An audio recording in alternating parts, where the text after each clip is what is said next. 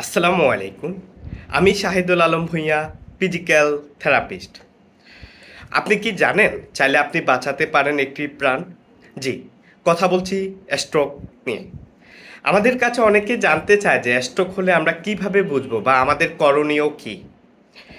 স্ট্রোকের একটি সূত্র আছে, সেটি হলো পাস্ট, FAST, পাস্ট। অ্যাপতে বোঝানো হচ্ছে পেস ড্রপিং, মুখটা একদিকে বেঁকে যাবে, চোখে ঝাপসা দেখবে। এতে বোঝানো হচ্ছে আরম উইকনেস, পেশেন্টের বাহুগুলো দুর্বল হয়ে যাবে, হয়তো একটি হাত না হয় একটি পা, আবার শরীরের ভারসাম্য হারাতে পারে। এসতে বোঝানো হচ্ছে স্পিচ, কথায় জড়তা আসবে, কথা ক্লিয়ার বোঝা যাবে না, হয়তো প্রচণ্ড মাথা ব্যথাও থাকতে পারে। টিতে বোঝানো হচ্ছে টাইম, যত দ্রুত সম্ভব আপনার পেশেন্টকে হসপিটালে নিয়ে যেতে হবে। উপরোক্ত তিনটি সিনড্রোম যদি আপনার পেশেন্টের মধ্যে দেখতে পান, যত দ্রুত সম্ভব আপনার নিকটস্থ হসপিটালে নিয়ে যাবেন, কারণ স্ট্রোকে বলা আছে সময়ে জীবন। ধন্যবাদ, ভালো থাকুন, সুস্থ রাখুন।